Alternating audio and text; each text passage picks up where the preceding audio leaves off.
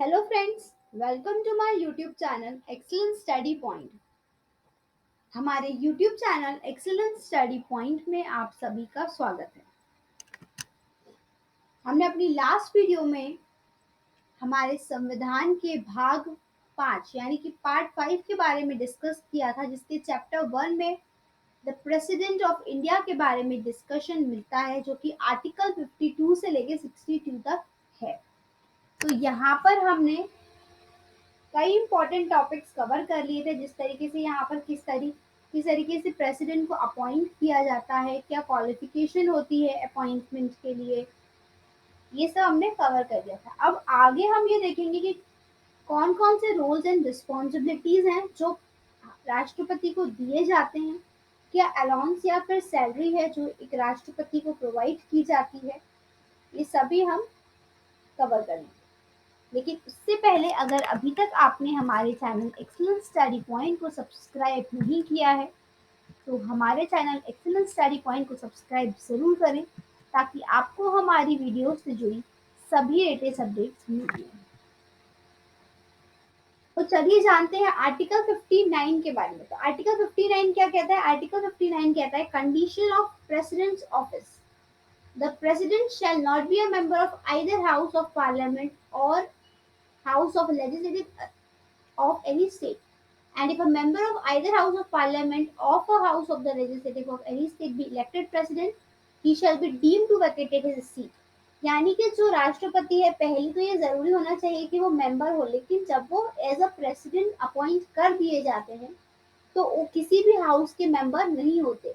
जब राष्ट्रपति को नियुक्त किया जाता है तो राष्ट्रपति ना ही किसी पार्टी का होता है, ना ही किसी अपर हाउस, लोअर हाउस या फिर लेजिस्लेटिव असेंबली के, क्योंकि राजा हमेशा निष्पक्ष होता है, वो किसी भी पार्टी का नहीं होता। इसलिए वो किसी भी पार्टी से हो, लेकिन प्रेसिडेंट बनने के बाद न्यूट्रल है वो।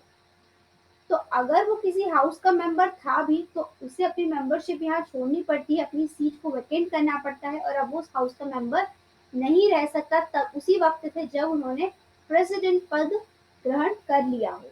The president shall not hold any office of profit.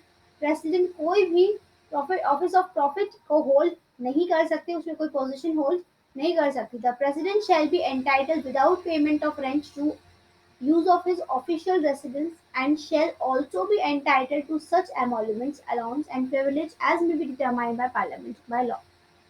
यानी उन्हें यहाँ पर रहने के लिए जो जगह दी जाती है, प्रेसिडेंट को जो अलाउंस दिया जाता है, सभी कुछ पार्लियामेंट लॉ के हिसाब से यहाँ उन्हें प्रोवाइड किया जाता है।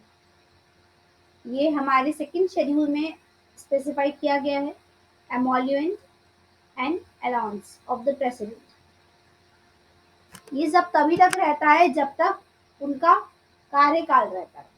इसके बाद आता है आर्टिकल 60। तो आर्टिकल 60 कहता है ओथ और एफर्मेशंस बाय द प्रेसिडेंट, यानी कि किस तरीके से जो राष्ट्रपति हैं वो शपथ लेते हैं।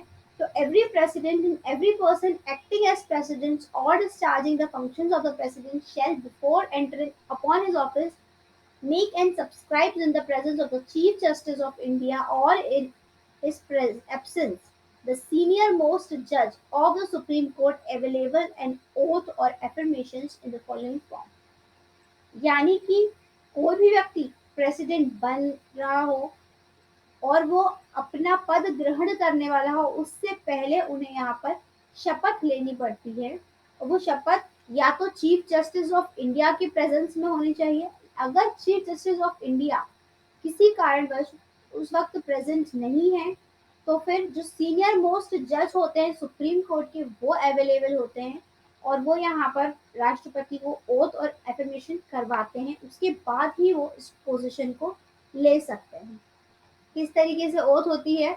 ओथ यही होती है that I do swear in the name of God solemnly affirm that I will be faithful। ये क्या है? ये ओथ है जो हमारे संविधान में राष्ट्रपति के पद ग्रहण करने से पहले उन्हें दिलवाई जाती है। ये वही कंटेंट है जो ओथ के टाइम बोला जाता है। तो ये या तो चीफ जस्टिस ऑफ इंडिया के प्रेजेंस में होना चाहिए या फिर जो सुप्रीम कोर्ट के सीनियर मोस्ट जज हैं उनकी प्रेजेंस में होती है। फिर आता है आर्टिकल 61। आर्टिकल 61 हमें ये बताता है कि जो राष्ट्रपति है, अगर किसी भी तरीके से हमारे संविधान के कानूनों या नियमों का हनन करते हैं तो उन पे यहाँ पर इम्पीचमेंट लगाया जाता है। इम्पीचमेंट क्या होता है? महाभियोग। तो इसके बारे में हम डिटेल में भी पढ़ेंगे, लेकिन उसका क्या प्रोसीजर है ये आर्टिकल 61 बताता है। When a president is to be impeached for violation of the constitution, तो ये महाभियोग क्यों लगाया जाता है?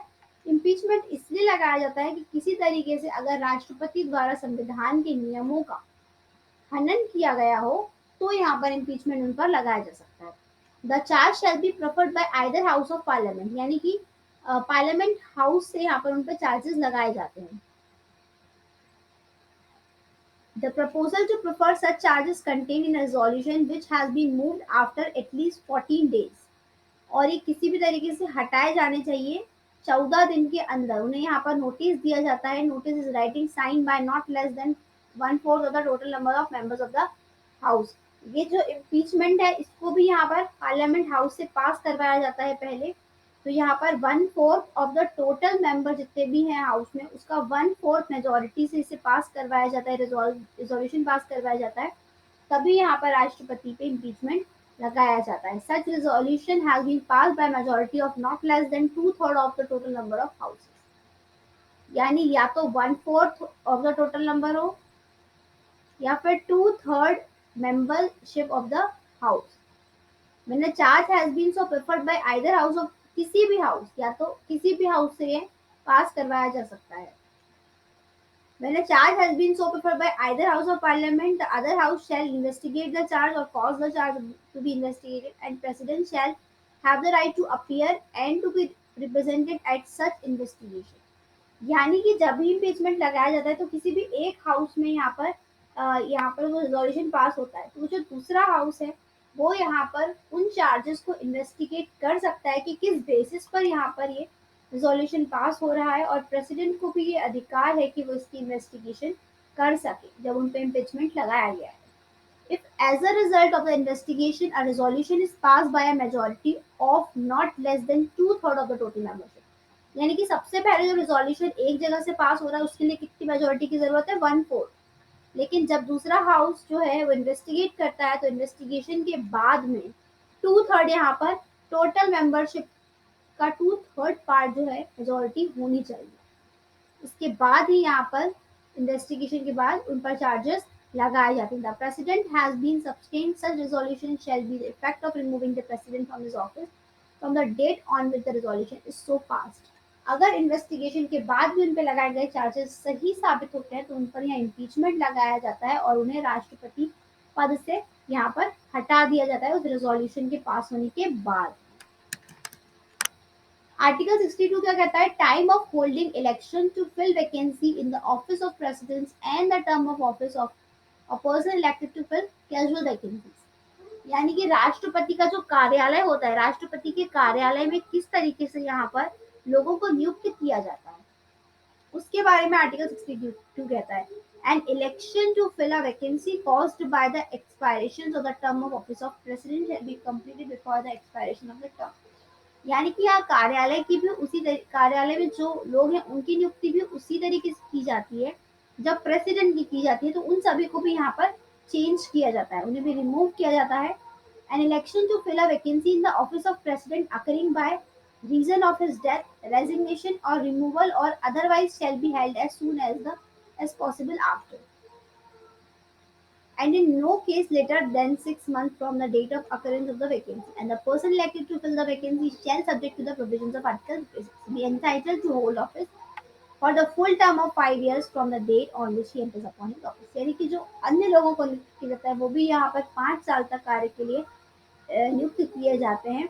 इसके बीच में अगर वो रिजाइन कर दें, वो रिमूव कर दें या फिर उनकी डेथ हो जाए तो अलग बात है, अदरवाइज वो यहाँ पर कंटिन्यू करते हैं 5 years तक।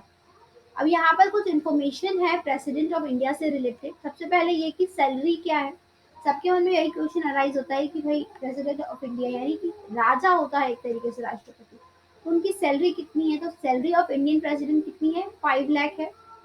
Until 2017 the president used to get rupees 1.5 lakh per month.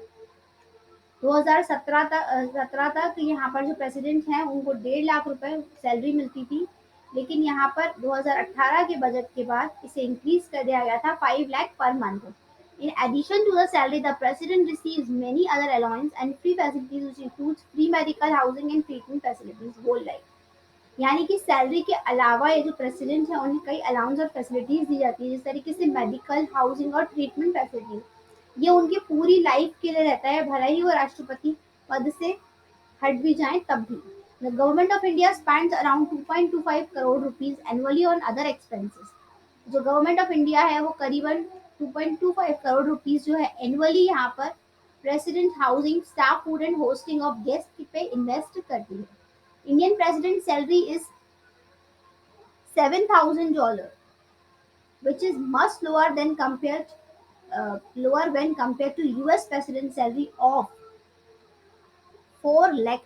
यानी कि अगर हम यूएस करेंसी में बात करते हैं तो यहाँ जो इंडिया के प्रेसिडेंट की सैलरी है वो $7,000 है, जबकि जो कि बहुत ही कम है यूएस प्रेसिडेंट की सैलरी के हिसाब से। राष्ट्रपति की सैलरी भारत में काफी ज्यादा कम है, पर जब वो यूएस प्रेसिडेंट की बात करते हैं तो उनकी सैलरी यहाँ पर $4 लाख है। तो यहाँ कितनी ज्यादा सैलरी है यूएस प्रेसिडेंट की, लेकिन भारत के राष्ट्रपति की सैलरी इतनी नहीं है, और पहले तो और भी कम थी। The President of the United States of America is also indirectly elected by the people through the Electoral College, but to a 4-year term. जो यूनाइटेड स्टेट ऑफ अमेरिका के प्रेसिडेंट हैं वो भी यहाँ पर इलेक्टोरल कॉलेज के लोगों द्वारा अपॉइंट किए जाते हैं, लेकिन यहाँ इनका जो टाइम पीरियड रहता है ये 4 ईयर ही रहता है, भारत में 5 ईयर होता है। He is one of only two nationally elected federal officers, the other being the Vice Presidents of United States. यहाँ पर वाइस प्रेसिडेंट भी अपॉइंट किया जाता है यूनाइटेड स्टेट में। Under the Presidential and Vice Presidential Election Act 1952, a candidate to be nominated for the office of President of India needs 50 electorals as proposal and 50 electorals as secondary for his and her name to appear on the ballot. यानी कि presidentship या फिर vice presidentship election act 1952 के तहत जो भी candidate है उसे नॉमिनेट किया जाता है अगर प्रेसिडेंट के लिए, तो उनको यहाँ पर 50 इलेक्टोर्स प्रपोजर्स और 50 इलेक्टोर्स सेकेंडर्स की जरूरत होती है अपने नेम को यहाँ बैलॉट में अपीयर कराने के लिए। The general principle in Indian presidential election is that the total number of votes cast by members of the parliament equal the total number of votes cast by state legislative. यानी कि यहाँ पर एक general principle है Indian presidential election के लिए कि यहाँ पर जो पार्लियामेंट के टोटल नंबर ऑफ वोट्स है बाय मेंबर्स वो बराबर किसके होने चाहिए, total number of votes state legislative के बराबर होने चाहिए। There are total of 776 votes in both the house of parliament. तो यहाँ टोटल कितने होते हैं, यहाँ पर टोटल 776 वोट होते हैं पार्लियामेंट के दोनों हाउसेस को मिला के। And the electoral college also consisted of 4120 MLA in the states. और अगर इलेक्टोरल कॉलेज यानी कि स्टेट लेजिस्लेटिव की बात करते हैं तो यहाँ पर 4120 एमएलए स्टेट में होते हैं। The formula to determine the value of the vote of an MLA, मतलब यहाँ पर किस तरीके से एमएलए के वोट्स को डिटरमाइन करते हैं, तो पॉपुलेशन ऑफ द स्टेट को डिवाइड किससे करते हैं, number of MLA in the state, और उसका मल्टीप्लाई करते हैं 1000 से। तो इस तरीके से यहाँ पर वोटिंग सिस्टम यहाँ पर बनता है for the president. The formula to determine the value of vote of an MP. तो total value votes assigned to all the MLA को divide किया जाता है total number of MP से। Each MP has a vote value of 708 in the presidential election 2012 में हर MP के बाद पास यहाँ पर 708 presidential election वोट्स थे। Legislator from larger states cast more votes than those from smaller state, यानी कि जो लेजिस्लेटर हैं बड़ी स्टेट जो है वो ज्यादा वोट्स कास्ट करती हैं as compare to smaller state. If a state has few legislator then each legislator has more votes. If a state has many legislator then each legislator has fewer votes. ऐसा होता है कि जो state में कम legislator है वहां पर votes की संख्या ज्यादा हो जाती है, और जहां पर ज्यादा लेजिस्लेटर है यहाँ पर वोट की संख्या कम कर दी, यानी कि इस तरीके से बैलेंस हो जाता है। The president of India moves around in a custom built heavily armoured Mercedes Benz 600 Pullman Guard which cost around 12 crore. यानी कि जो प्रेसिडेंट ऑफ इंडिया है उन्हें कई सिक्योरिटी भी प्रोवाइड की जाती है, जैसे कि armoured Mercedes Benz Pullman Guard provide किए जाते हैं, जिनकी कॉस्ट करीबन 12 करोड़ रुपए आती है। Nominated members cannot vote in the presidential election, but they can participate in president impeachment. जो नॉमिनेटेड मेंबर्स रहते हैं वो प्रेसिडेंशियल इलेक्शन में पार्टिसिपेट नहीं कर सकते, लेकिन वो प्रेसिडेंट में जब महाभियोग लगाया जाता है उसमें पार्टिसिपेट जरूर कर सकते हैं। Nominated members can participate in vice president election and removal. जो नॉमिनेट मेंबर थे यानी कि जो राष्ट्रपति पद के चुनाव के लिए खड़े हुए थे, वो वाइस प्रेसिडेंट के इलेक्शन में अपना योगदान दे सकते हैं और उन्हें हटाने में भी दे सकते हैं। MLA are involve in the presidential election. जो एमएलए होते हैं वो सिर्फ प्रेसिडेंशियल इलेक्शन में ही इन्वॉल्व होते हैं, but they have no role in the presidential impeachment. लेकिन प्रेसिडेंट में इम्पीचमेंट लगाने में इनका कोई भी रोल नहीं होता। President impeachment resolution requires a special majority of both houses of the parliament to pass. यानी कि अगर जब भी प्रेसिडेंट को इम्पीचमेंट लगाया जाता है, महाभियोग लगाया जाता है, तो इसमें केवल और केवल पार्लियामेंट के दोनों हाउसेस का ही रोल होता है। एक उसे इन्वेस्टिगेट करता है, दूसरा पहले उस पर रिजोल्यूशन लगाता है, दूसरा उसे इन्वेस्टिगेट करके रिजोल्यूशन पास करता है। लेकिन इसमें केवल और केवल पार्लियामेंट के हाउसेस की ही मंजूरी होती है, इसके सिवा किसी भी लेजिस्लेचर या किसी भी एमएलए का कोई भी इन्वॉल्वमेंट इम्पीचमेंट में नहीं होता है। अब इंडियन प्रेसिडेंट की पावर्स क्या हैं? तो लेजिस्लेटिव, एग्जीक्यूटिव, अपॉइंटमेंट पावर्स हैं, जुडिशियल पावर्स हैं, फाइनेंशियल पावर्स हैं, डिप्लोमेटिक पावर्स हैं, मिलिट्री पावर्स हैं, पार्डोनिंग पावर्स है, इमरजेंसी पावर भी है प्रेसिडेंट के पास। इसके अलावा यहाँ पर प्रेसिडेंट ऑफ इंडिया आर्टिकल 72 और आर्टिकल 352 से 360 तो इमरजेंसी पावर है। तो यहाँ पर ऐसे कई पावर्स हैं प्रेसिडेंट के पास। आर्टिकल 72 क्या कहता है? तो power of president to grant pardons and to suspend, remit and commute sentence in certain cases.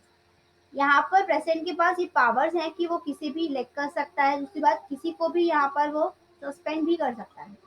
The president shall have the power to grant pardons, reprieves, respites, or remissions of punishments, or to suspend, remit, and commute the sentence of any person convicted of any offence. In all cases where the punishment of sentence is by a court martial. यानी कि अगर किसी तरीके से यहाँ पर court द्वारा किसी को सजा दी गई है तो वो उन्हें माफी भी दे सकते हैं, या यहाँ पर राष्ट्रपति के पास ये अधिकार है सजा देने का, और यहाँ पर क्षमा करने का भी अधिकार राष्ट्रपति को दिया गया है। इसके अलावा किसी को सस्पेंड करने का अधिकार भी उनके पास है। In all cases where the punishment और sentence is for an offence against any law relating to a matter to which the executive power of the union extends. लेकिन अगर वो क्षमा या पनिशमेंट नियमों के खिलाफ नहीं जाती है तो इसका पूरा अधिकार है राष्ट्रपति को कि वो इसमें बदलाव कर सकते हैं। In all cases where the sentence is a sentence of death, यानी कि यहाँ पर जब मृत्यु दंड दिया जाता है तो मृत्यु दंड भी राष्ट्रपति द्वारा दिया जा सकता है। राष्ट्रपति के आदेश पे यहाँ मृत्यु दंड दिया जा सकता है। इसके अलावा यहाँ क्षमादान भी दिया जा सकता है। Nothing is sub clause A of subclause 1 shall affect the power conferred by law any of officers of armed force of the union to suspend, remit or commute a sentence passed by a court martial। Court martial द्वारा जितने भी order दिए गए हैं उन्हें भी यहाँ पर प्रेसिडेंट द्वारा चेंज किया जा सकता है, पर वो लॉ के खिलाफ ना हो। Nothing in sub clause C और clause 1 shall affect the power to suspend, remit or commute a sentence of death। यानी कि कोर्ट द्वारा अगर यहाँ डेथ के ऑर्डर दिए गए हैं तो उसे भी राष्ट्रपति द्वारा पास किया जा सकता है, उसे रोका भी जा सकता है और उसे कंफर्म भी किया जा सकता है। तो ऐसे कई पावर्स है यहाँ पर प्रेसिडेंट ऑफ इंडिया के पास। आज की वीडियो में बस इतना ही। अगर आपको हमारी वीडियो पसंद आई हो तो इसे लाइक करें, शेयर करें अपने दोस्तों के साथ, और हमारे चैनल एक्सीलेंट स्टडी पॉइंट को सब्सक्राइब करें ताकि आपको हमारी वीडियो से जुड़ी सभी लेटेस्ट अपडेट्स मिलती रहे। Thank you.